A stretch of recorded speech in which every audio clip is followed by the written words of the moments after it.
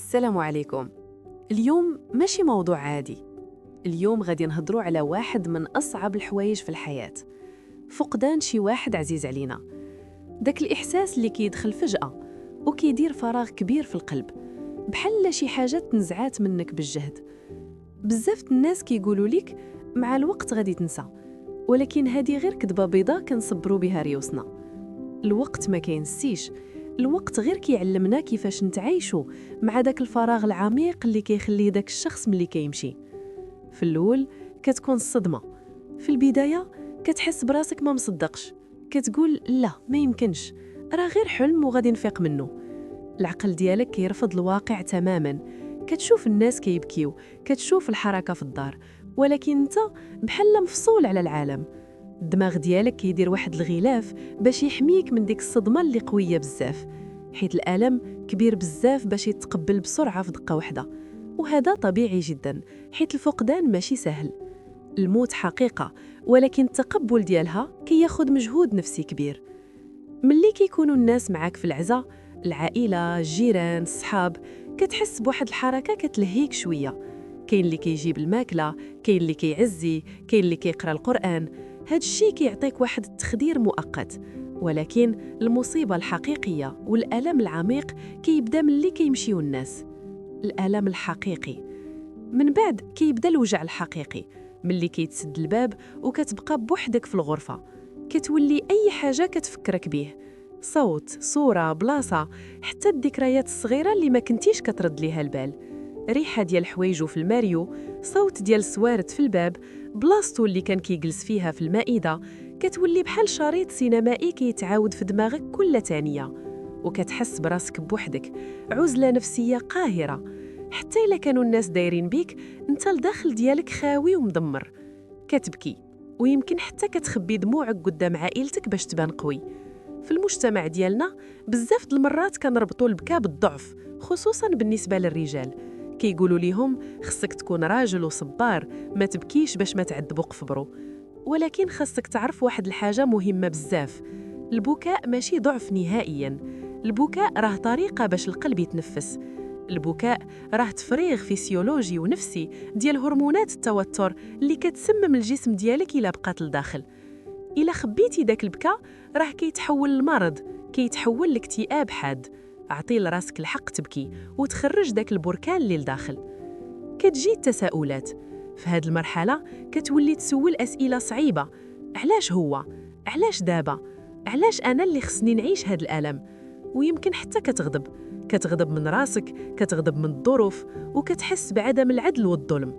هاد الأسئلة كلها طبيعية 100%، حيث الفقدان كيهز الإيمان ديالنا في بعض اللحظات وكيخلينا نراجعوا كل شيء.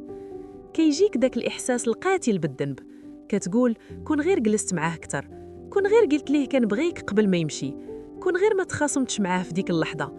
هاد الإحساس بالذنب هو أكبر فخ كيطيح فيه الدماغ، اللي كيحاول يلقى تفسير لشي حاجة اللي ما عندهاش تفسير منطقي. الموت ما كيعطيش إنذار وماشي خطأ ديالك. المشكل الكبير هو ملي المجتمع كيبدا يضغط عليك بالسمية ديال الإيجابية. كيقولوا ليك صافي انسى، الحياة كتستمر. هاد الهضرة كتزيد تكبر الجرح، حيت كتحسسك باللي الحزن ديالك ماشي مبرر، وباللي خصك تزرب باش تبرى. ولكن الحزن ماشي مرض باش تاخد ليه دواء وتبرى منه في 2 سيمانات. الحزن رحلة طويلة، وكل واحد كيعيشها بطريقته. كاين اللي كيبغي يهدر، كاين اللي كيبغي يسكت. خاصنا نتعلموا نحترموا الحزن ديال بعضياتنا، ونعطيو المساحة الكافية للألم باش ياخد وقته. الفقدان كيقيس حتى الجسد ماشي غير النفسية. الدماغ كيفرز هرمونات ديال الستريس اللي كتخليك تحس بالعيا ديما، وتفقد الشهية وتخربق النعاس ديالك. القلب حرفياً كيحرقك، داكشي علاش خصك تهلا في راسك بحال شي مريض كيتعافى من عملية جراحية صعيبة. من بعد كيجي التقبل. مع الوقت كنوصلوا لواحد المرحلة سميتها التقبل. التقبل ماشي هو النسيان، ماشي كتنسى، عمرك ما غادي تنسى، ولكن كتعلم تعيش بلاه. كتعلم تبني حياة جديدة، داك الشخص ما حاضرش فيها جسدياً، ولكن حاضر فيها روحياً بقوة. كتبقى الذكريات، وكيبقى الحب اللي كان بيناتكم عمرو ما كيموت، ولكن الألم كينقص شوية بشوية. ديك الضربة القاصحة اللي كانت في الأول كتولي بحال شي ندبة في القلب، كتقيسها، كتحس بيها، ولكن ما كتبقاش تنزف بحال النهار الأول، وكتفهم باللي اللي مشى راه ما غاديش يرجع. هذه حقيقة قاسية، ولكن خاصنا نتعايشوا معها. ولكن الأثر ديالو باقي فيك، في الطريقة باش كتهضر، في القيم اللي علمك، في الحوايج الزوينة اللي خلا فيك. في السيكولوجيا الحديثة كاين مفهوم زوين سميتو الروابط المستمرة. العلاج الحقيقي هو أنك تلقى طريقة جديدة باش تبقى مرتبط بداك الشخص، تولي تهضر معاه في خاطرك، تاخد شي عادة زوينة كان كيديرها وتحتفظ بشي حاجة ديالو. هذا الرابط الروحي كيعطيك قوة، كيأكد ليك باللي الحب كيمتد حتى مور الموت. الفقدان كيعلمنا دروس كبار، كيعلمنا باللي الدنيا قصيرة بزاف وباللي المشاكل الصغيرة ما ساوية والو. كيردنا للطريق الصح وكيخلينا نقيموا العلاقات ديالنا ونقولوا كنبغيك للناس اللي باقين معانا. من أصعب الأوقات هي المناسبات، الأعياد ورمضان، فين كتشوف البلاصة الخاوية. في هاد اللحظات الألم كيرجع مضاعف، ولكن خاصك توجد راسك نفسياً وتهضر مع عائلتك وتبكيو مجموعين وتدعيو معاه وتصدقوا عليه باش تخفوا داك الوجع العظيم. الأمل، واش الألم كيمشي؟ لا، ولكن كيتبدل، كيتغير شكل ديالو، كيولي أهدأ، كيولي ذكرى زوينة، وكيولي حتى دافع باش تعيش خسن، حيت داك الإنسان اللي فقدتيه أكيد كان باغي يشوفك قوي وباغيك يشوفك كتكمل حياتك وكتحقق أحلامك. تخيل معايا داك الشخص كيشوف فيك دابا، واش غيبغيك تشوفك مدمر؟ لا، غيبغيك تشوفك واقف على رجليك ومكمل طريقك. هذاك هو أكبر تكريم ممكن ديرو ليه. حول داك الحزن لطاقة إيجابية، دير شي عمل خير بسميتو، صدقة جارية، بني بير ولا عاون محتاج، هكا كيبقاو عايشين معانا. انت اللي كتسمعني دابا ودزتي من هاد التجربة، بغيت نقول لك باللي انت بطل وقوي بزاف. مجرد أنك قادر تفيق الصباح وتواجه العالم وانت هاز جبل ديال الحزن كيعني أنك إنسان صلب.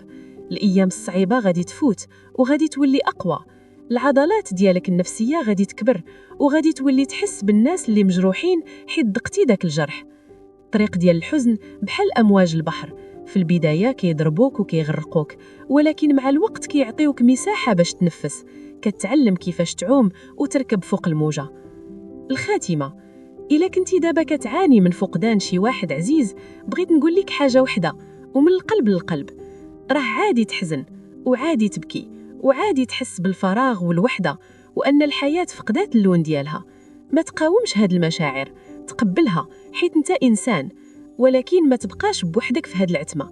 هدر، عبر، واعطي لراسك الوقت. الكسر كيحتاج وقت باش يجبر، ما تزربش على راسك وما تخلي حد يزربك. دوز من المراحل ديالك كلها بسلام وبصبر، وما تنساش باللي اللي كيتحبوا بصدق كيعيشوا فينا حتى من بعد ما كيمشيو، كيعيشوا في دمنا، في ذكرياتنا، وفي كل حاجة زوينة كنديروها. هما ما مشاوش في مرة، هما غير بدلوا البلاصة، كانوا معانا ودابا ولاو فينا. تهلا في راسك وتهلا في الروح ديال داك الإنسان اللي فقدتيه بأنك تعيش حياة كتستحق.